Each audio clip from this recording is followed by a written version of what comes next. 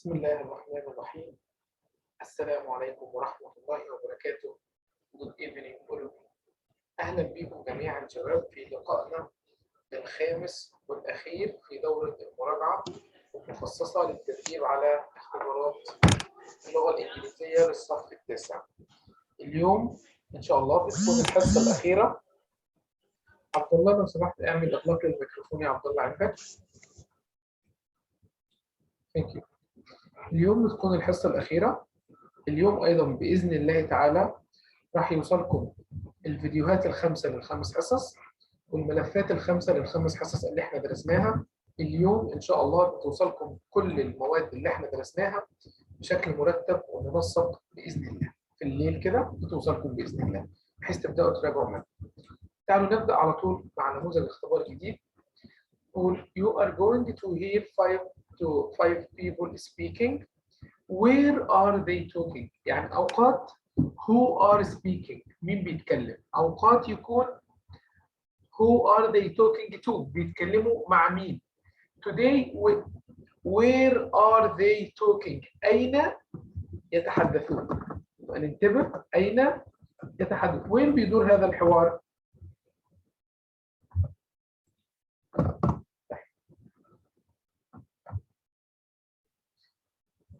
We have 5 choices 6 choices at the cinema معروف معناها. In a clinic. ملاك, can you tell me what is the meaning of clinic? Maybe صيدلية. انت قريبة من الصح، قريبة يعني في نفس المجال أو في نفس القطاع يعني. clinic يعني عيادة.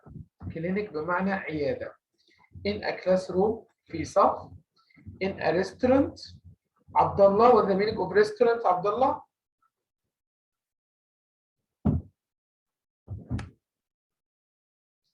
منذر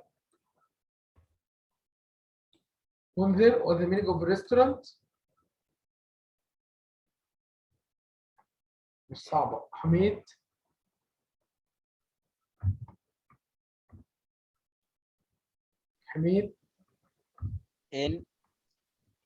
in a restaurant معناها في مطعم. in a shop يلا يا حميد what is the meaning of in a shop؟ في السوق. في محل. and in a zoo في حديقة الحيوانات. في البداية قبل ما أبدأ يا شباب خلوني أطمن على جودة الصوت الأول. أنا نسيت أسألكم قبل ما أبدأ أقرأ السؤال. If my voice is clear, write one please. If my voice is clear, write one please. Thank you. Very good.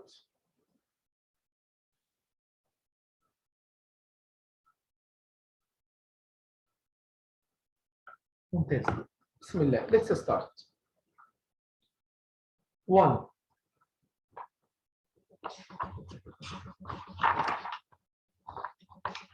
بسم الله الرحمن الرحيم. 1.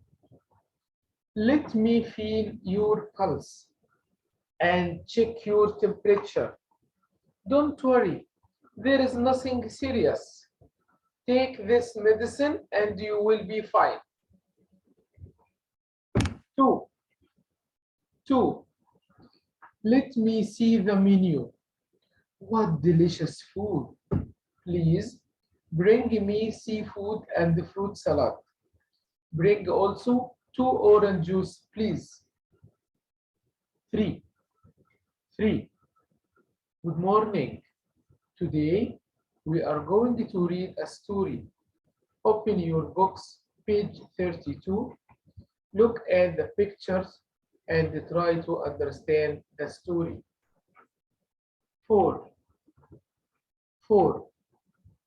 Could you please give me 2 kilos of apples, 1 kilo of bananas, 1 kilo of cucumbers, a jar of honey, and a carton of milk?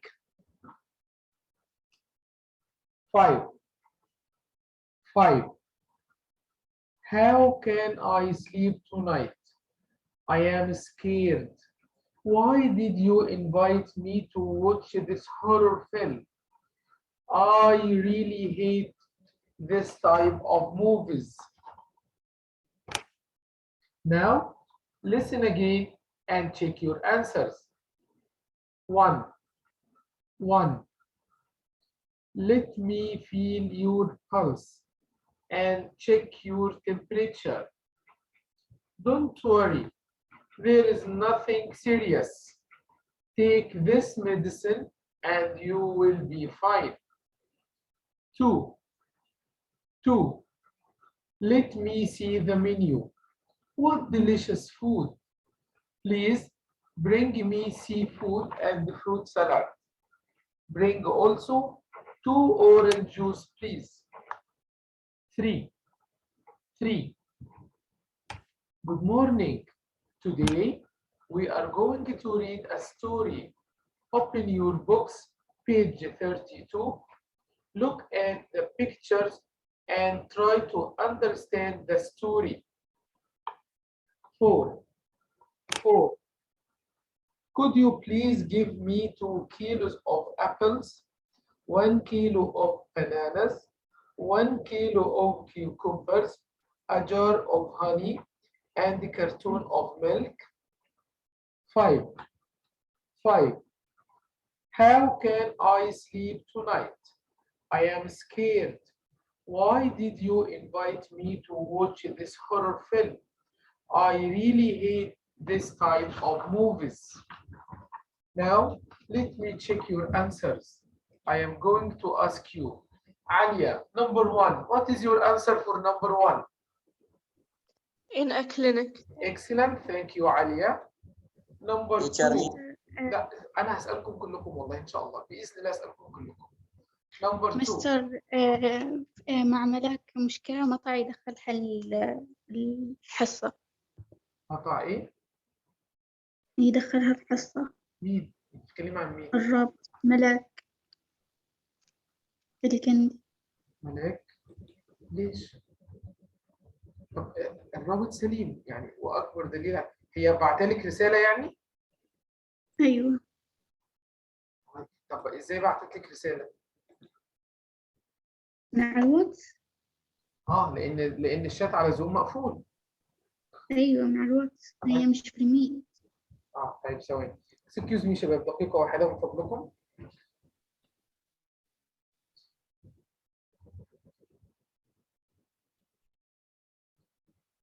بسم الله. Excuse me I'm sorry بس بساعد زميلاتكم إنها تدخل. خذ راحتك أستاذ. أحسنت. خذ راحتك. أحسنت.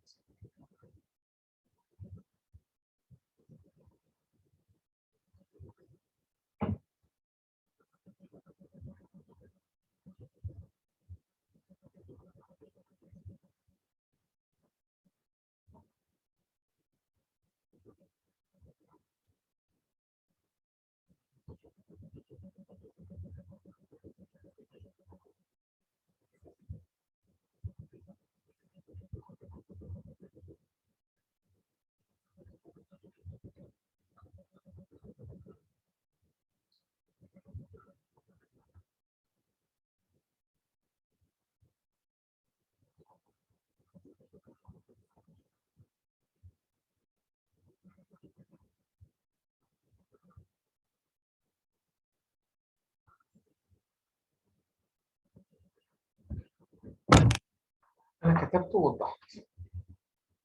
بسم الله. Thank you عليا. Number 2 وسام.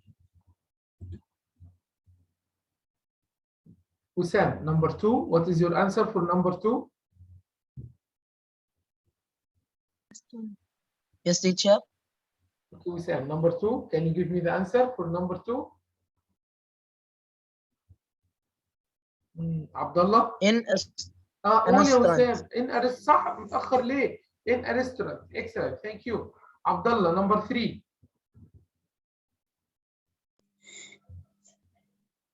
Yes teacher. Number 3. In classroom. Excellent, in a classroom. Thank you.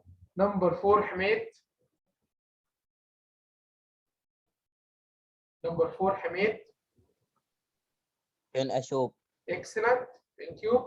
Number 5 منذر. Me, teacher. Number 5 منذر.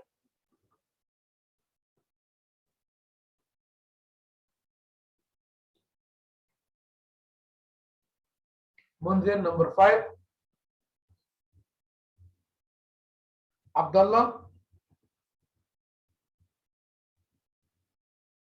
Abdullah. Me. Abdullah, can you answer? Wissam, can you answer? Me, teacher. Wissam, number 5. At the cinema. At the cinema. Excellent, thank you. Now let's go to listening to. You are going to hear a text about Khalid's trip to Jamaica. Yes, salam. What the meaning of trip? Rahma. What the meaning of trip? رحلة.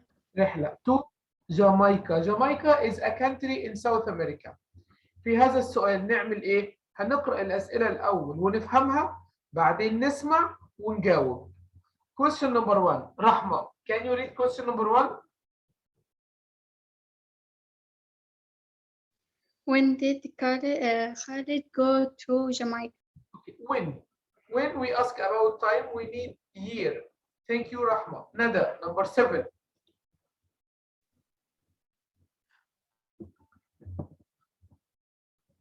Who went with Khalid? Who went with Khalid to Jamaica? Who went with Khalid to Jamaica? Who يعني من؟ مين اللي راح معاه إلى جامايكا؟ Thank you. Number 8. Yasmin. Yes. Who? How much did the hotel cost Khalid a day? Okay. يعني ايه كلمة cost؟ تكلفة طيب يعني ايه كلمة a day؟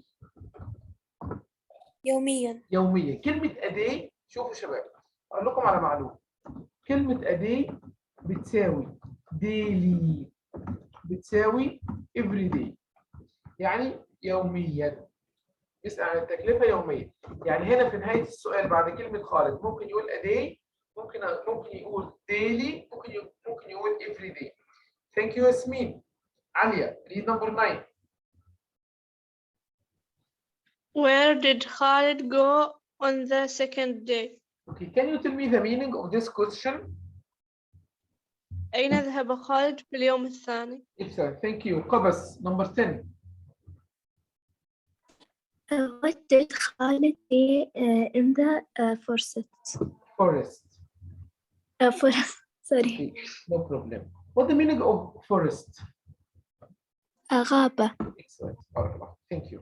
يلا مستعدين نسمع ونبدأ نسجل الإجابات معانا كده في ورقة خارجية عشان لما أسألكم تكونوا مستعدين إن شاء الله. Let's start.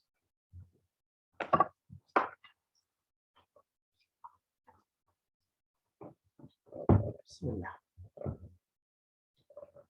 Jamaica was my dream island. Whenever I hear its name, I remember my lovely trip there in 2013. My brother and I flew to Kingston, the capital of Jamaica. On arrival there, I was excited to see green lands and white beaches. The best way to go around was by taxi. We stayed at a lovely hotel which cost $20 a day. The people were friendly and they could speak English fluently. So we faced no problem with communication. We put a program with the guide's help. Our journey plan covered the 3 days we would stay there. On the first day, we went to the Blue Mountain. There, we climbed the mountain and saw the lake. The next day, we went to the White Beach. We swam in the sea and cooked seafood ourselves. Also, we saw the dolphins. On the third day, We entered the forest to discover the natural life. We saw fantastic birds. The guide told us that there were 3,000 types of birds and the hunting time was in September. The three places were great, but we liked the second day the most. I wish I could return to that wonderful country one day. Now, listen again and check your answers. Jamaica was my dream island. Whenever I hear its name, I remember my lovely trip there in 2013. My brother and I flew to the Kingston, the capital of Jamaica. On arrival there, I was excited to see green lands and white beaches. The best way to go around was by taxi. We stayed at a lovely hotel, which cost $20 a day. The people were friendly and they could speak English fluently. So we faced no problem with communication. We put a program with the guide's help. Our journey plan covered the 3 days we would stay there. On the first day, we went to the Blue Mountain. There, we climbed the mountain and saw the lake. The next day, we went to the White Beach. We swam in the sea and cooked seafood ourselves. Also, we saw the dolphins. On the third day, we entered the forest to discover the natural life. We saw fantastic birds. The guide told us that there were 3,000 types of birds and the hunting time was in September. The three places were great, but we liked the second day the most. I wish I could return to that wonderful country one day. Now, I am going to check your answers. Question number 1. Question number Me. 1. Wait. Inshallah, you and all, inshallah.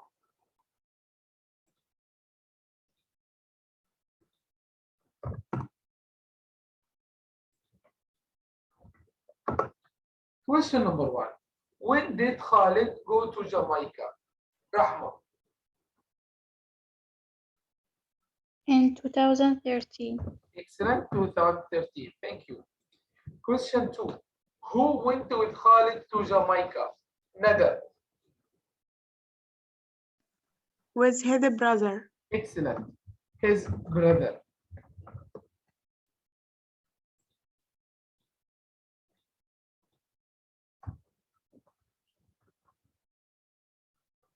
Eight. How much did the hotel cost Khalid a day? Alia. $20. Excellent. $20. Okay. We can say $20. This one is correct and that one is correct too. 9. Where did Khalid go on the second day? Now I will ask Nof. Sorry, Qabas. Qabas, are you here? No, Qabas went out. ملاك سمعتينا يا ملاك؟ forest لا انت سمعت نو نوت فورست. طب بسألك سؤال تاني يا ملاك. انت كان عندك مشكلة في الدخول صح؟ أيوة اوكي عملتي اغلقتي البرنامج ودخلتي تاني فضبط عندك صح؟ أرض الجهاز اوكي تمام. طيب this question will go to Yasmin. Yasmin, where did Khalid go on the second day? He went to the White Beach. Excellent, the White Beach. white beach. I will go back to Malek. What did Khalid see in the forest? They saw a fantastic birds. Excellent birds. Very good. Thank you. Excellent. تمام. ادي ترجمة الأسئلة اهي واضحة. تمام. يلا نروح للسؤال التالي.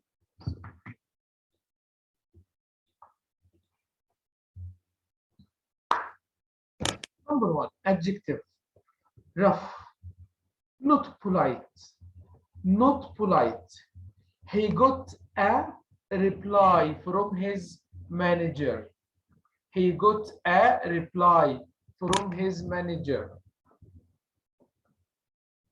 عبد الله، الناس اللي رافعين ايديها، لو عارف الاجابه ارفع ايدك، لو انت مش رافع ايدك للاجابه نزل عشان اكون عارف مين اللي بيطلب الاجابه. عليا. rude. Excellent. Rude reply from his manager. بارك الله فيك. Thank you عليا. Question 2. A person who travels to a place for pleasure. A person who travels to a place for pleasure. What I want as is peace wherever I go. Rahma. tourist, Excellent. Tourist.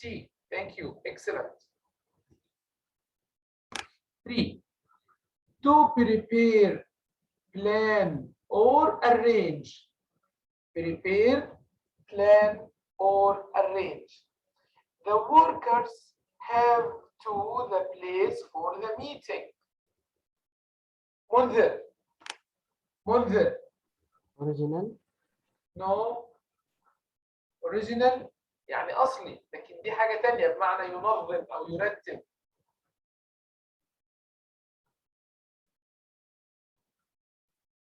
طيب ملاك. Original. No. رحمة. organize, Excellent. Organize بمعنى ينظم أو يرتب. 4. Adverb. Feeling or showing annoyance or strong dislike. They shouted at the noisy boy. يعني بغضب. They shouted at the noisy boy. عبد الله. angry, angry. Angrily. بغضب أو بطريقة غاضبة. Thank you. Number 5. Someone or something known or recognized by many people. Someone or something known or recognized by many people. Ali Al-Habsi is a famed goalkeeper. Ali Al-Habsi is a famed goalkeeper. Alia. famous. Excellent. Famous. هنا لو احنا جينا نشوف الكلمات اللي موجودة هنا. مانجر يعني مدير. بيرسون يعني شخص. هسجلها لكم في النسخة بتاعتكم. يلا كلمة مانجر يا شباب ركزوا معايا بقى كده عشان نكتب لكم معاني الكلمات كلها عشان يبقى عندنا حصيلة جيدة. كلمة مانجر يعني مدير. وفي عندي كلمة بليجر يعني متعة أو استمتاع. عندي كلمة arrange بمعنى يرتب. prepare يجهز. annoyance ضيق أو الابتعاد. أوكي. recognized يعني معروف by many people. peace يعني السلام. السلام اسمه peace. معاني الكلمات نفسها بقى. rude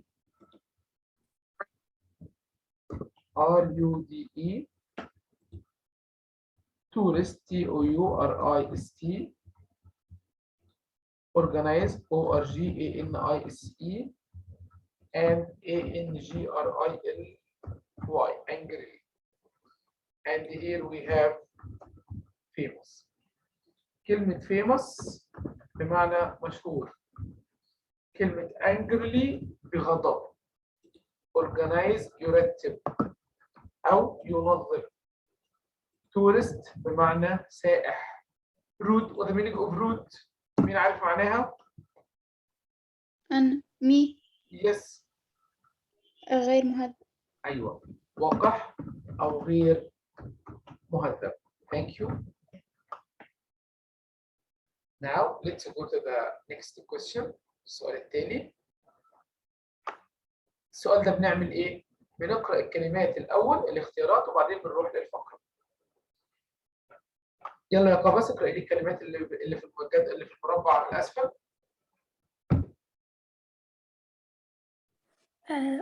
For, on, signs, take, the, to, talk, will, would. Excellent. بس الكلمة دي أختلف معاكي. أنت قلت ساينس، ساينس يعني العلوم، لكن دي سينس. سينس يعني منذ. أوكي؟ Okay. Again قباس بليز عشان عايزين نثبت الكلمات دي مع الشباب اليوم. All of them, teacher. Yes.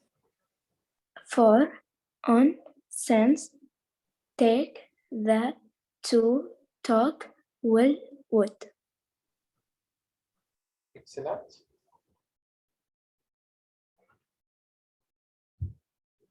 يلا نرجع للفقرة.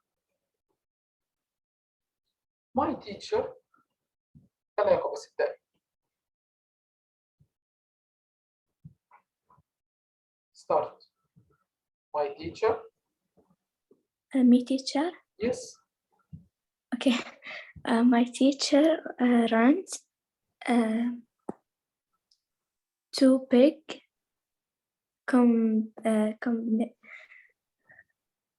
My teacher runs big competition every year. طيب شوفوا يا شباب. اوكي خلاص don't worry. كلمة competition ياسمين. What the meaning of competition ياسمين؟ مسابقة. ايوه مسابقة او منافسة. كلمة run هنا يا عبد الله يعني ايه run؟ عبد الله. ركض. تمام. لو انا بعمل رياضة يبقى معناها يركض يجري، لكن هنا بمعنى يدير او يقود او ينظم. تمام. يبقى هنا لما بتستخدم مع الاعمال او المسابقات يبقى معناها يدير. My teacher runs big competition every year. كل سنة. نختار مين فيهم؟ يلا أنا هسأل مين؟ هسأل منذر. First question for منذر. منذر مش سمعنا. منذر مش سمعنا. منذر can't hear us. طيب لا يا ملاك. حميد. Yes, teacher. يلا ها يلا يا ملاك. My teachers runs a big competition. أيوة a big competition. My teacher runs a big competition. يبقى number one a big competition every year. It usually contains. كلمة contains يعني تشتمل على تتضمن grammar and vocabulary questions. Last year يعني العام الماضي I part. Last year I part. But I didn't win. ولكن ما فزت. ما كسبت. Last year I part. For, on, since, take, the, to, took, will, would. The question will go to Wissam. Wissam.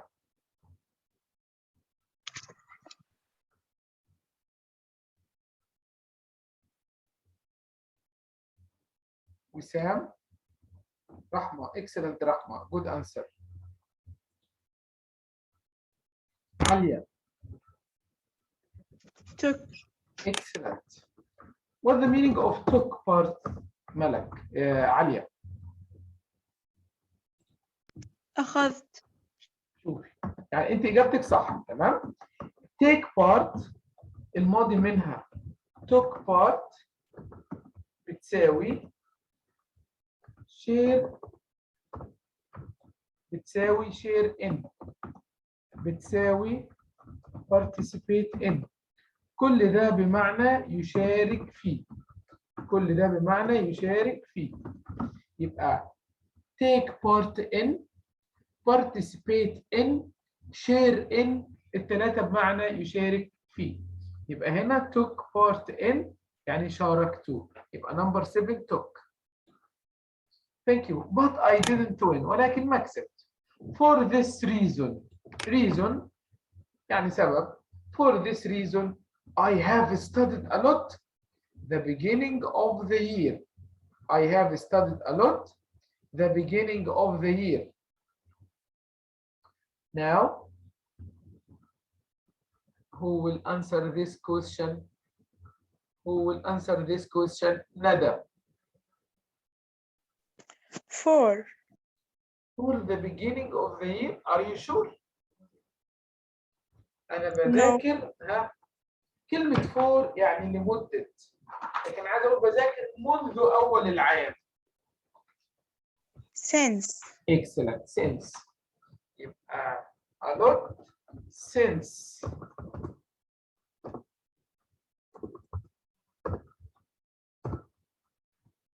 since the beginning of the year. The competition start next week. كلمة next week يعني الأسبوع القادم. يبقى أنا بتكلم عن حدث راح يحصل في المستقبل. السؤال هيروح لحميد. will Excellent. Will start next week. I am going when this time.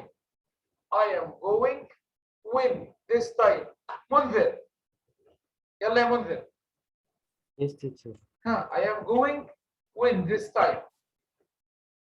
عشان قول تاني. Two. Excellent. صح. 2. Number 1 have. Number 7 took. Number 8 since. Number 9 will. Number 9 will. Number 10 2.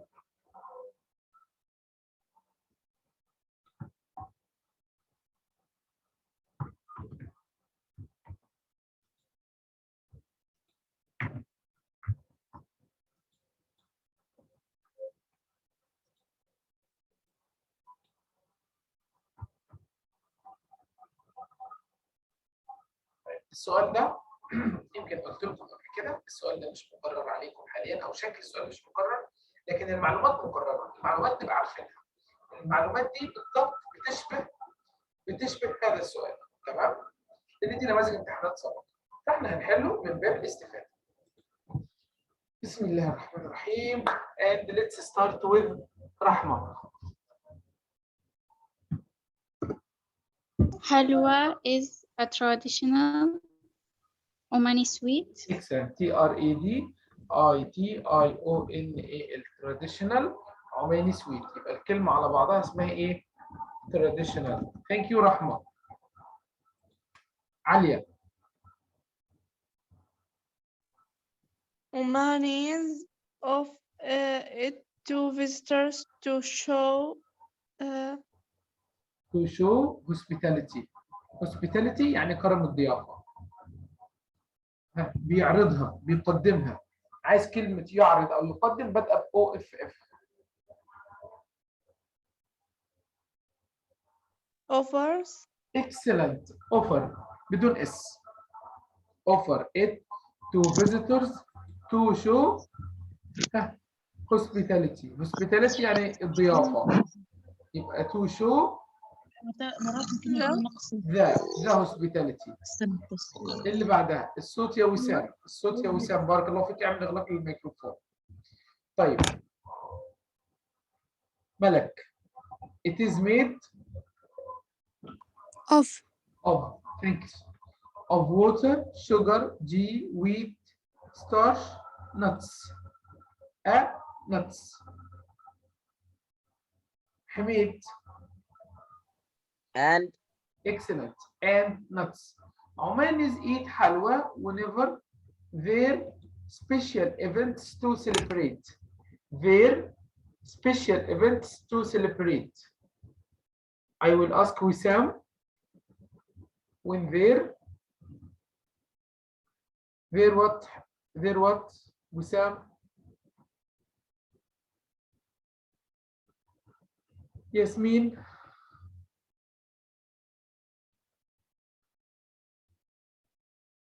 Yasmin? teacher me قول يا حميد. it No. Yasmin? Me. When there? Yasmin, I can't hear you. When there are special events to celebrate. It be served with Alia.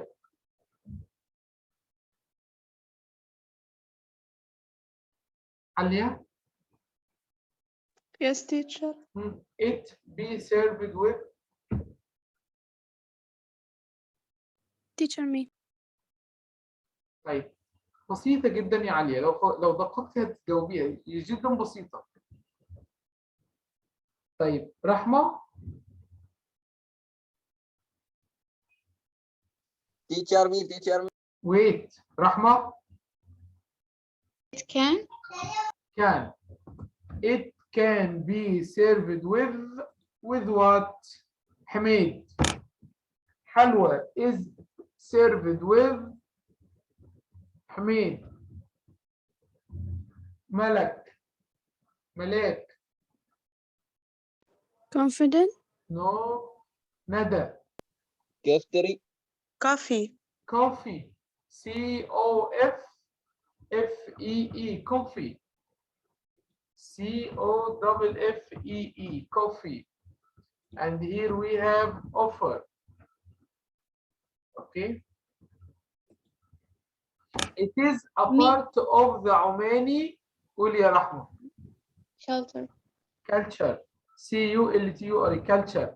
What the meaning of culture رحمة؟ حضارة. أيوة الثقافة. حضارة civilization. Thank you. That is why halwa is in Oman. That is why halwa is in Oman. Abdullah.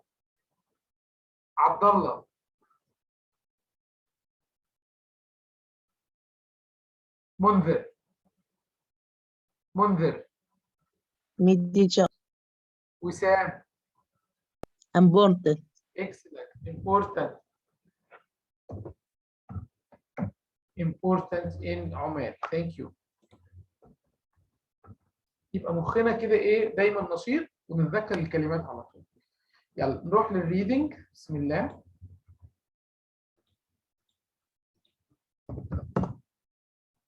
شوف الصور كويس. اللي هيقرأ الجملة، اللي هيسمع اسمه يقرأ جملة ويجاوب. يقرأ جملة ويجاوب. رحمة. Cooking is not easy job. It needs experience and confidence to make delicious meals. You can use the internet to get different recipes. Number 1E. Excellent. And your answer is correct. Thank you. ملاك الكندية. ملاك الكندية. I drive plants. Please. Says as Airbus and Boeing 47. Last week I flew to Paris and the passenger arrived at the airport on time. Okay, I arrived at the airport on time. Number Sure. 2. Which one, Malek? If Excellent, thank you. Malek Hamid. Malek number 2. I can paint your house with different colors. I can even draw beautiful pictures and different patterns. I use brushes and rollers to paint walls. Okay. A, excellent, thank you. Number 4. Abdullah. I like fishing in the water. It's nice. Take my tail boat and different And go across the sea. and go across to see a launch catching big fish. Okay. Which one? رفع شوية أستاذ الصورة. إن شاء الله. C. سي اكسلنت، بارك الله فيك. نروح للفقرة الثانية. بسم الله، أكبر لكم الفقرة شويتين.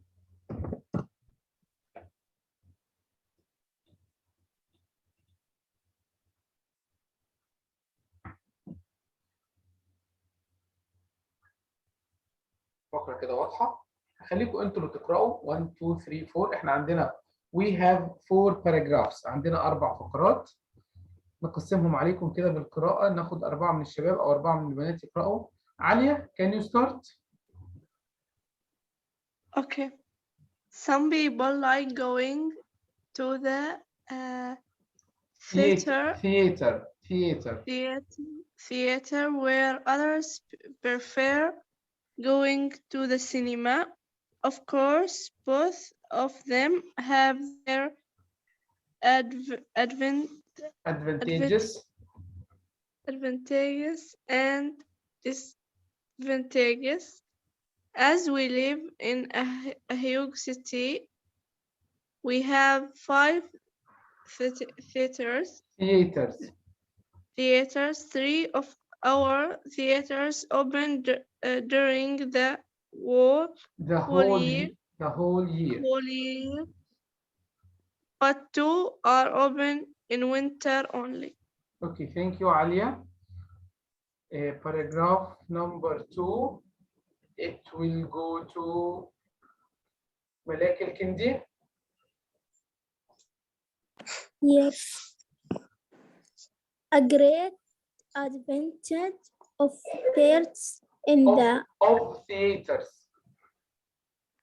theaters is that the plays are live and the audience.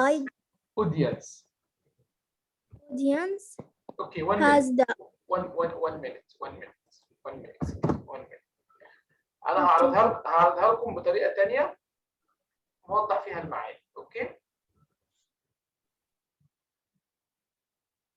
يلا. the opportunity to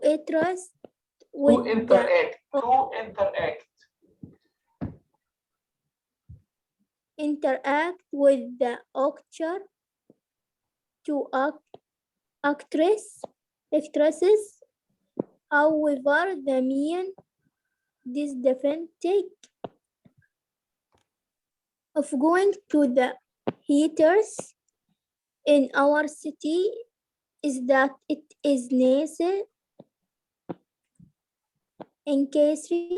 to buy tickets in advance. Another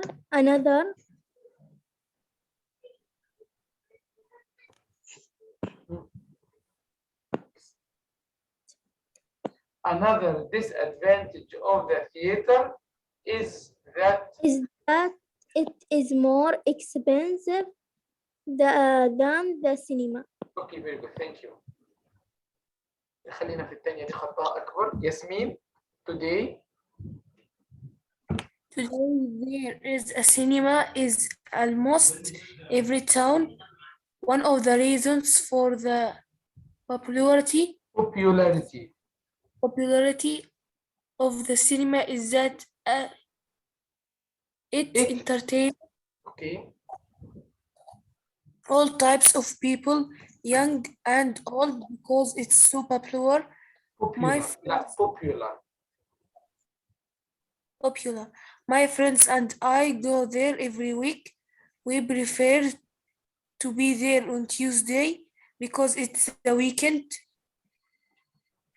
The cinema is too much crowded.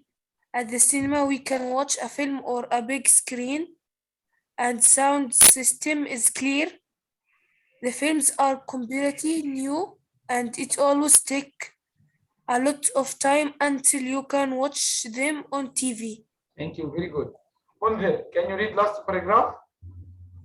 منذر مش سامعنا. عبد الله, read the last paragraph. عبد الله.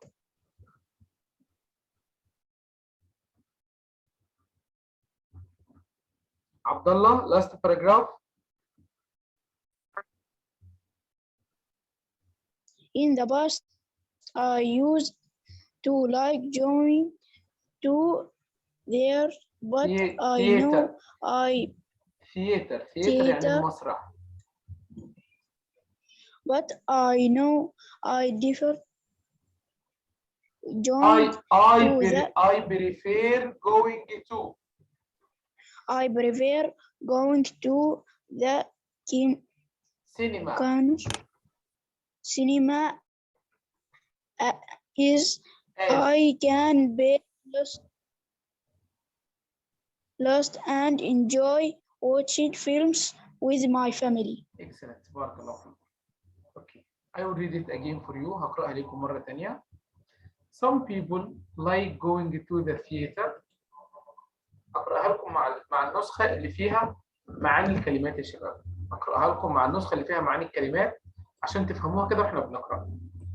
Some people like going to the theater, where others prefer going to the cinema. Of course, both of them have their advantages and disadvantages. As we live in a huge city, we have 5 theaters. 3 of our theaters open during the whole year, but 2 are open in winter. A great advantage of theaters is that the plays are live and the audience has the opportunity to interact with the actors and actresses. However, the main disadvantage of going to the theaters in our city is that it is necessary to buy tickets in advance. Another disadvantage of the theater is that it is more expensive than the cinema. Today, there is a cinema in almost every town. One of the reasons for the popularity of the cinema is that it entertains all types of people, young and old, because it is so popular. My friends and I go there every week. We prefer to be there on Tuesday because at the weekend the cinema is too much crowded. At the cinema, we can watch a film on a big screen and sound system clear. The films are completely new and it always takes a lot of time until you can watch them on TV. In the past, I used to like going to the theater, but now I prefer going to the cinema as I can play less and enjoy watching films with my family. Now let's go to the questions. Question number 1. Question number 1. Qabas. Qabas is not here. Nada. The writer is living in a city large. Excellent. The writer is living in a large city. Very good. Thank you. Number 6. Rahma.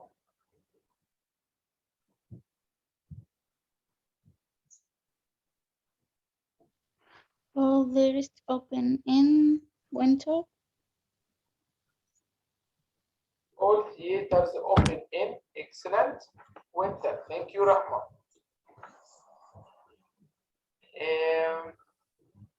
Who there can speak? Hamid. Number 7, Hamid.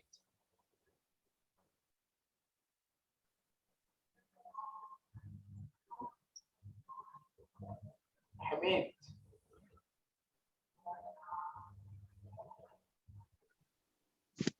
Low.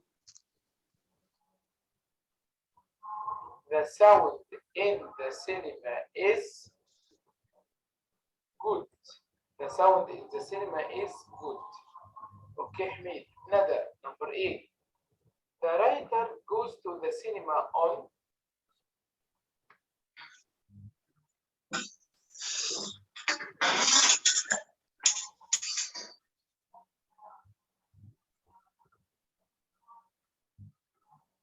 Nada.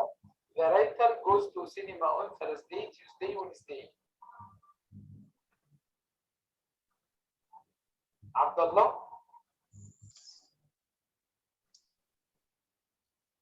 Abdullah.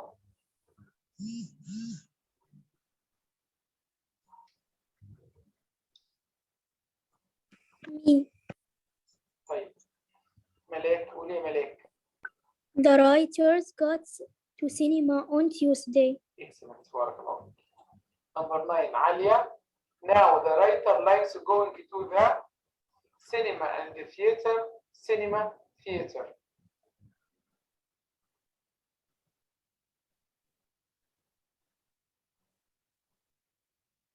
theater,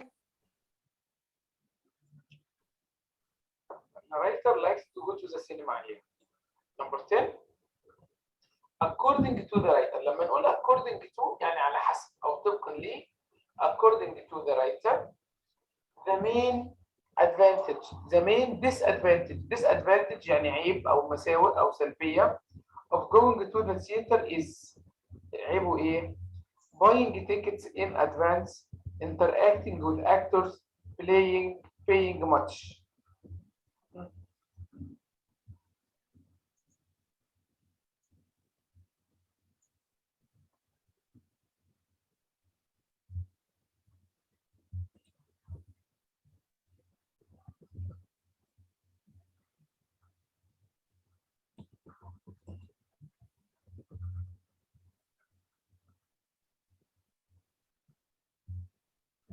Expensive. Buy tickets in advance. Buy tickets in advance. Buy tickets in advance. يبقى الإجابة الصح إيه؟ Buy tickets in advance يعني اشتري التذاكر مقدما. Buy tickets in advance. شراء التذاكر بشكل مقدم. طيب وصلنا لمحطة الكتابة. Write a paragraph about a singer called Celine Dion. يعني ايه singer? What's the meaning of singer? Me teacher. قولي. مغني. مطربة، مغنية. مغنية اسمها سيلين ديون، مغنية أمريكية. تمام؟ تقريبا من أصول كندية، من أصول كندية، يعني هي مولودة في كندا أصلا، بس عايشة في أمريكا. المعلومات اللي موجودة عن سيلين ديون: parents like music, born 1968, Quebec, Canada, 13 brothers sisters, the youngest, first performance age 5, 1994, married, 3 children, English, French songs, today well known, win prizes. اتفضلوا اكتبوا، هترك لكم الصورة معروضة and I'm going to give you 5 minutes. بعطيكم 5 دقائق للكتابة.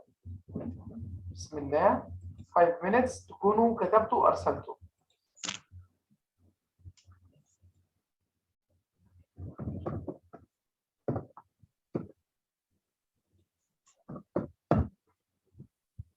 Set. Start.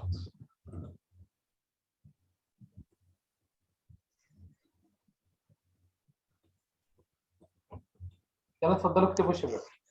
نكتب ونرسل على الشات.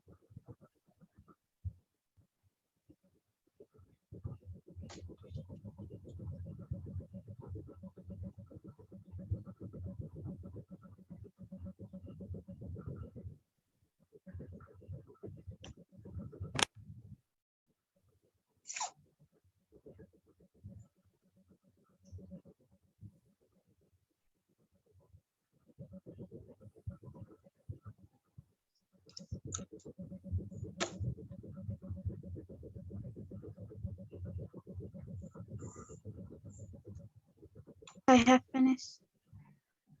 عليك. اوكي ريد رحمة. اوكي قبس نو بروبلم قبس، انا شفت رسالتك. اوكي قبس نو بروبلم. I will read now. I am going to write about famous singer called Celine Dion. سيلين ديون. Celine Dion was born in Cyprus in 1986 in Canada. Her parents was like music. She has 30 brothers and sisters. She is the youngest one in the family. She did the first performance was 5 years. She got married in 1949 and she has 3 children. She sings an English and French songs. Today she is very well known and she wins a lot of praise. praise. Excellent. Thank you رحمة. ياسمين. Read ياسمين. Read what you have written. I am going to write about famous singer called Celine Dion. Her parents liked music. She was born in 1968 in Quebec in Canada. She had 13 brothers and sisters and she was the youngest. Okay.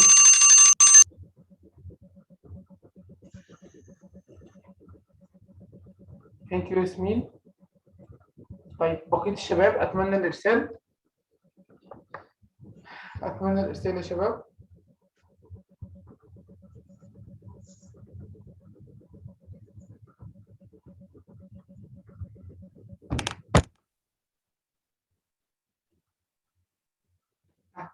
يلا send what you are. اوكي يلا اكتبوا ارسلوا اللي انتوا كتبتوه، حتى لو انتوا شايفين ان هو مش عاجبكم. لا انا اشوف ان دي محاولة جيدة جدا ان احنا نتعود ان احنا نكتب.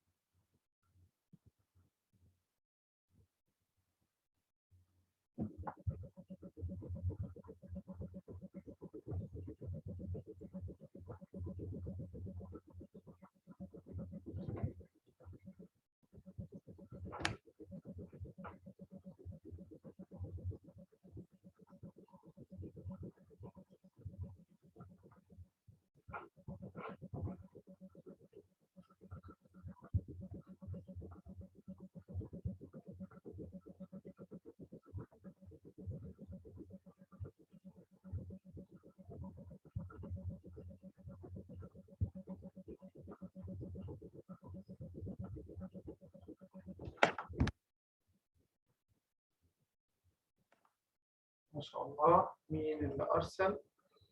اوكي ندى وعليا. Celine Dion is a singer. Her parents like music. She was born in.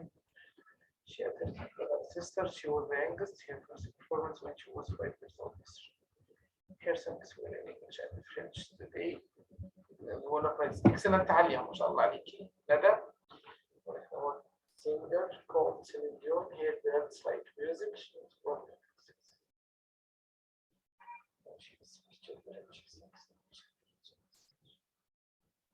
بس اخر جمله اخر جمله بس يا ندى، الجمله قبل الاخيره بس محتاج شويه. ما شاء الله عليكم. I'm proud of you. والله انا فخور بيكم وفرحان بالتطور اللي انتم بتحققوه.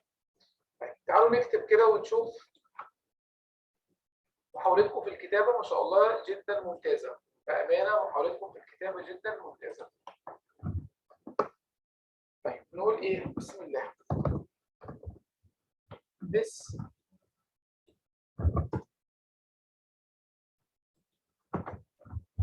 This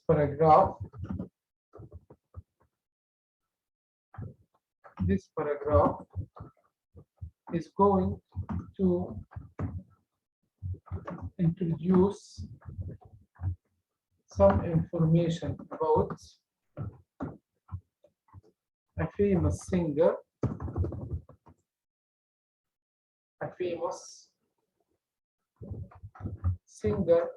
called Celine Dion.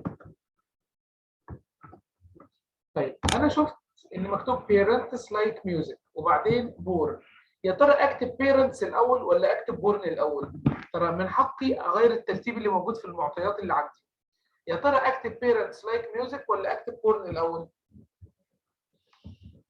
أنا شايف نكتب born الأول. تمام؟ طب لو أنا كتبت parents صح مش غلط.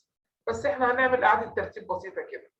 She was born in 1968 in Quebec in Canada. Her parents liked music. Yeah, 13 brothers and sisters. نقول ايه؟ she. طيب بما ان مش مكتوب دايت ماتت خلاص، يعني ممكن اقول she has 13 brothers and sisters. طب لو حد كتب she had هنقول له صح. يعني لو حد كتب she had 13 brothers and sisters هنقول له صح 100%. حد كتب has هقول له اوكي، لان اللي كتب has شايف ان هي ما ماتتش لسه فمش كاتبين تاريخ الوفاه لان هي فعلا عايشه فهنمشيها. She has 13 brothers and sisters. هي اصغر واحده. She is the youngest. هي الاصغر في اسرتها، يبقى in her family في عائلتها. First performance يعني اول اداء لها. age العمر 5، يبقى نقول ايه؟ her first performance was at the age of 5. ممكن نكتبها بطريقة تانية. her first performance was when she was 5 years old. الاثنين صح. خلونا نكتفي بالطريقة الأولى عشان ما نعملكوش تشتت.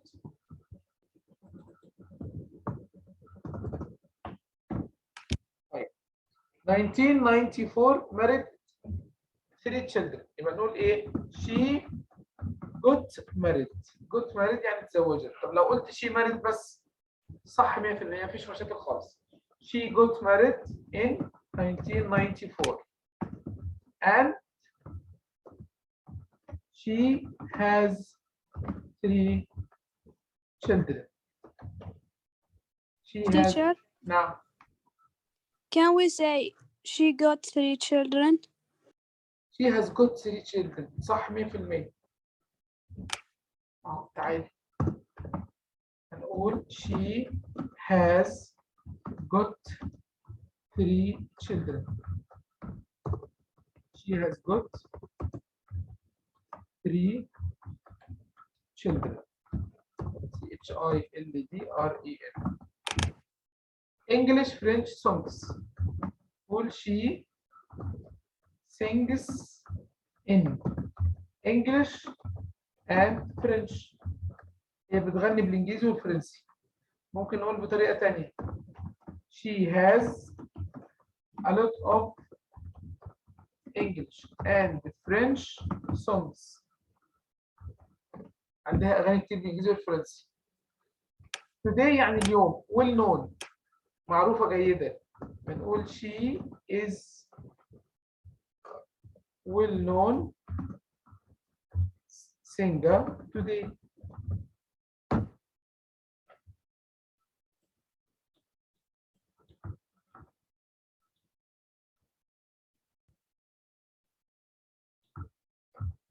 She is a well-known singer today. She wins prizes. تمام؟ نقول مثلا أو نقول she has won يعني حصلت على. She has won كسبت a lot of prizes. كثير من الجوائز. Okay, thank you. طيب. Can you read قبس؟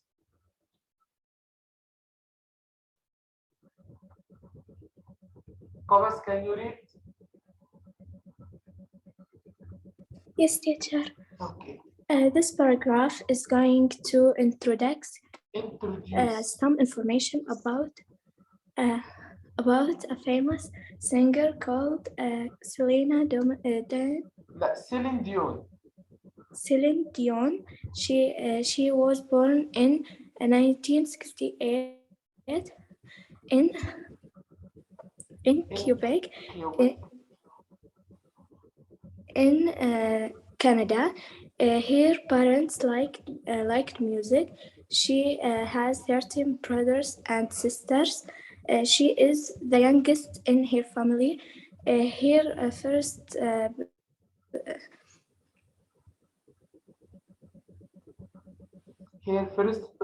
performance. Her first performance was at the age of 5.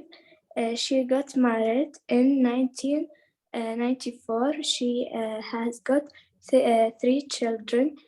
She sings in English and French. She has a lot of English and French songs. She is a well-known singer today. She has won a lot of prizes. Very good. Thank you. Last question. آخر سؤال في دورة المراجعة بتاعتنا. Imagine that you are safe. تخيل إن أنت اسمك سيف or منى. Your friend عادل or فاطمة.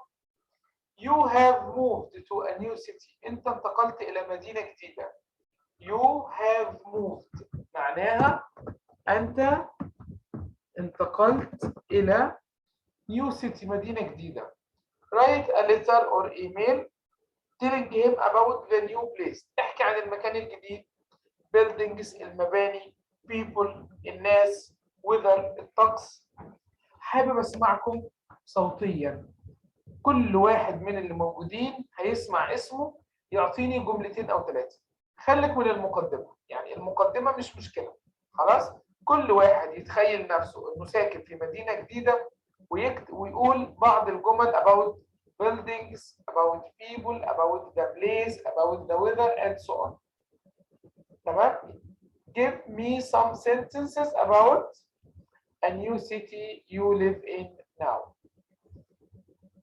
Do you understand me? Have you got my idea? I am sure you have got it. I will start with Mansour. هبدأ مع منصور. Yes, teacher. Give me some sentences about a city you live in now. A new city. مش مشكلة المقدمة ومش مشكلة الخاتمة، هنكتبهم كده كده. أنا عايز مجموعة جمل حول الموضوع نفسه about the topic itself. جول شفويا يلا بدون كتاب.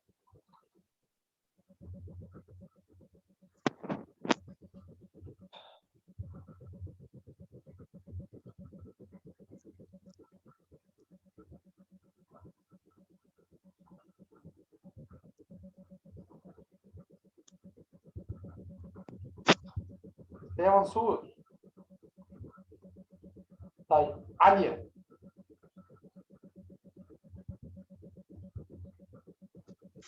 I moved to a new city, which is London. The weather is so good and it's raining every day. The people there is so kind. Are so kind. Are so kind. Okay, thank you. ملك حميد. ملاك حميد. I want to visit New York City لا for the first ثواني time. ثواني لا ثواني.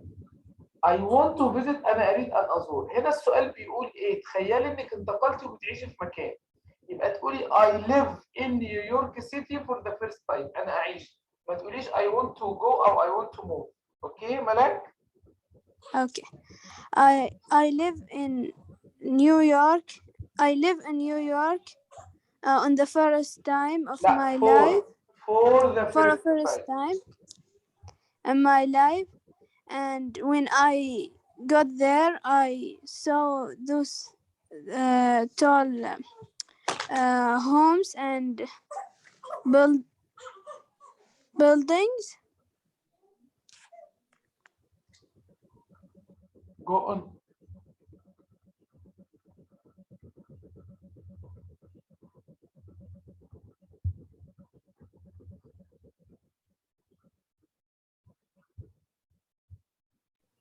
And I saw a lot of beautiful wares there. Okay, thank you. Nada? The city in my new city is very nice. The buildings are linked with each other. People in this place are very friendly. I love them very much. The weather is hot and I don't like it. Okay, very good, thank you. Rahma?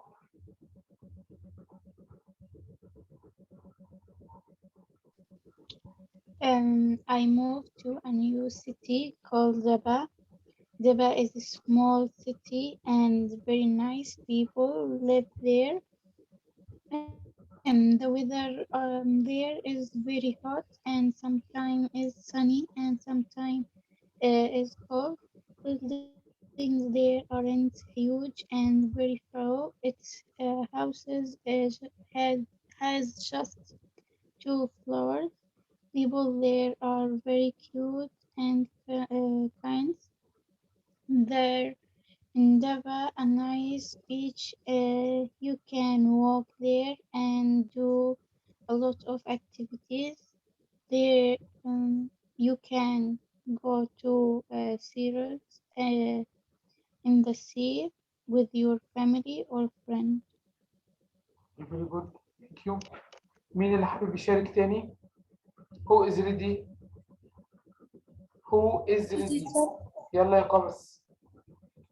ماشي قبس وبعدين هجيلك ياسمين.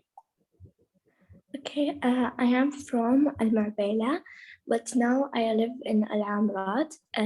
The weather here is good and bit hot. The people are nice, but I miss my friend and my school. Yeah, this is. Okay, good. حلو. I miss my school, I miss my friends. Very good, excellent. Good ideas. أفكار جميلة وجديدة. طيب ياسمين.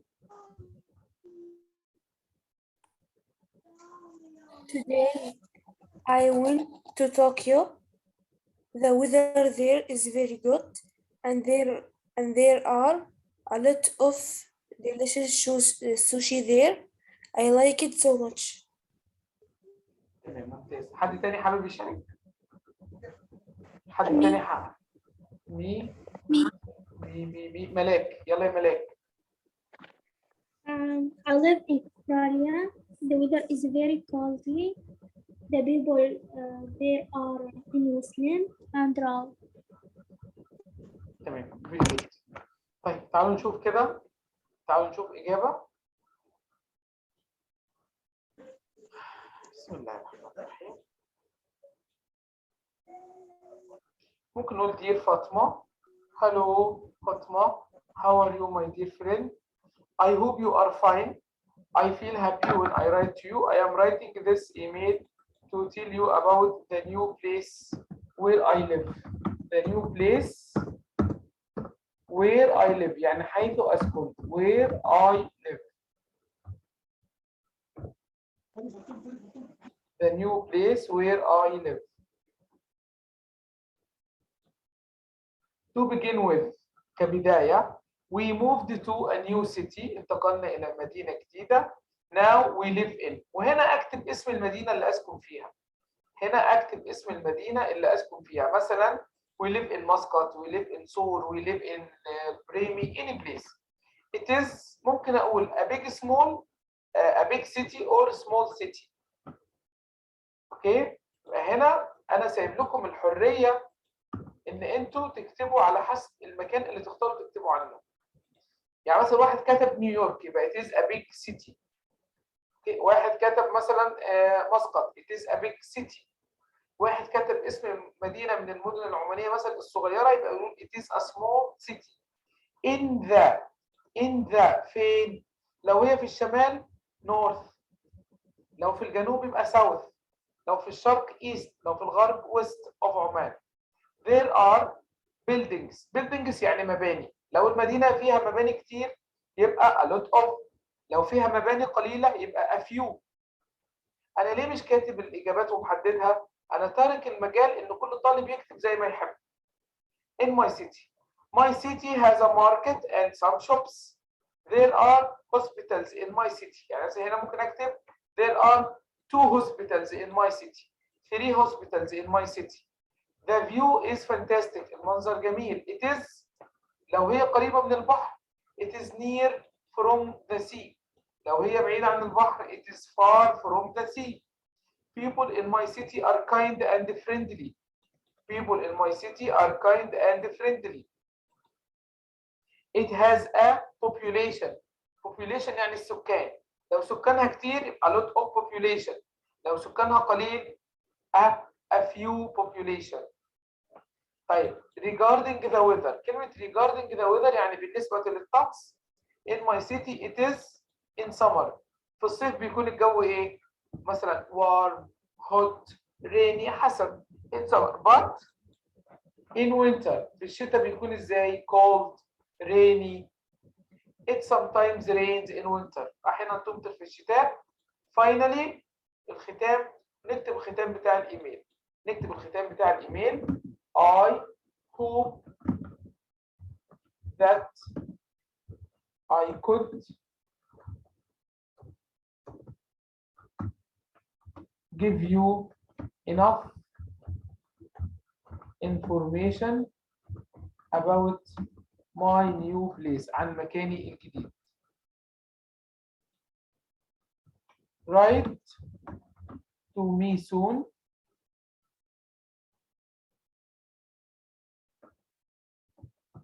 أو نقول مثلا try to reply me soon. حاول ترد عليا قريبا. Write to me about your news. Write to me about your news.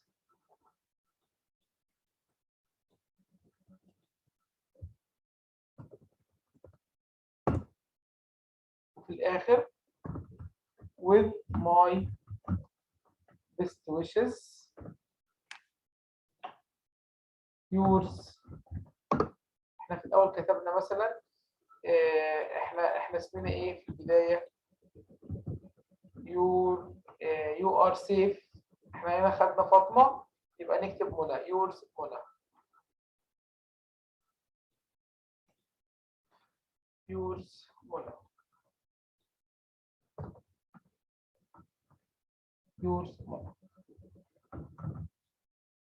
الفراغات عشان كل واحد يكتب عن المدينة اللي حابب يكتب عنها، سواء كانت داخل عمان أو خارج عمان، ويبقى أنا بعطيكم الفرصة إن أنتوا تكتبوا من عندكم، وده أفضل من إن أنا أكتب لكم اسم المدينة وأثبت لكم الفكرة.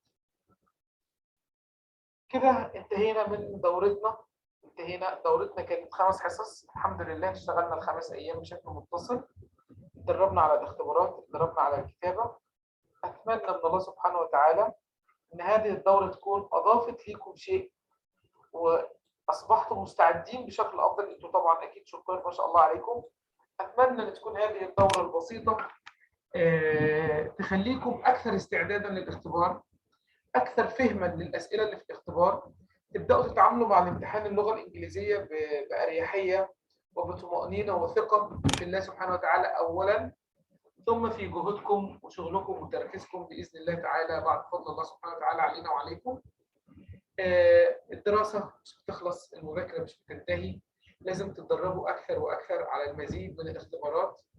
الليلة بإذن الله تعالى راح أعمل لكم مجمع لهذه الحصص، مجمع لل5 فيديوهات، مجمع لملفات وأوراق ال5 حصص، وسوف تصل إليكم بإذن الله. كل الامتحانات اللي احنا حليناها راح توصل لكم نسخة بدون إجابات، نسخة مع الإجابات النموذجية، بحيث لو حابين تعملوا إعادة تدريب مرة أخرى لبعض الأنشطة. بالنسبة للكلمات اللي احنا كاتبين معانيها، أتمنى إن كل واحد يكون عنده دفتر ويبدأ يعمل قائمة بهذه الكلمات، لأنها أكيد كلمات مهمة. أتمنى إن أنتم تكونوا حريصين دايما على المذاكرة، شدوا حيلكم.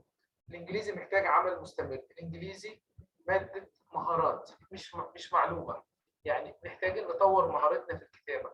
أنتوا شفتوا بنفسكم مستواكم تطور في الكتابة اليوم عن أول يوم، مستواكم تطور، الكلمات أصبحت حاضرة في ذهنكم بشكل أسرع.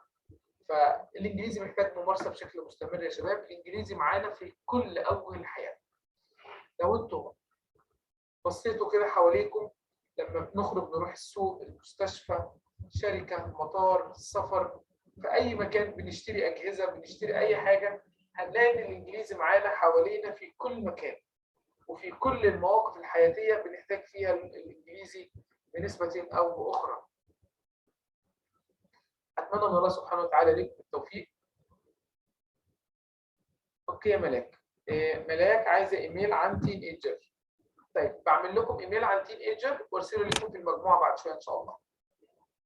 خلاص بعمله برسل لكم، أنا سجلتهم عندي تين ايجر.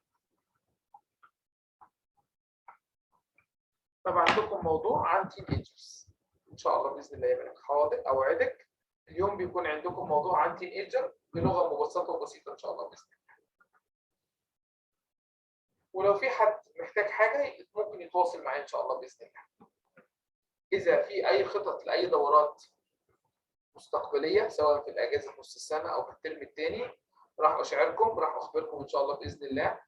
اتمنى لكم التوفيق، نلتقي دايما على خير ونسمع عنكم الاخبار الطيبه باذن الله. Let me see you soon. Goodbye and good night. والسلام عليكم ورحمة الله وبركاته. لو حد عنده شيء يتفضل، أنا أسمعك. مشكور أستاذ، ما قصرت. الله يحفظكم يا رب.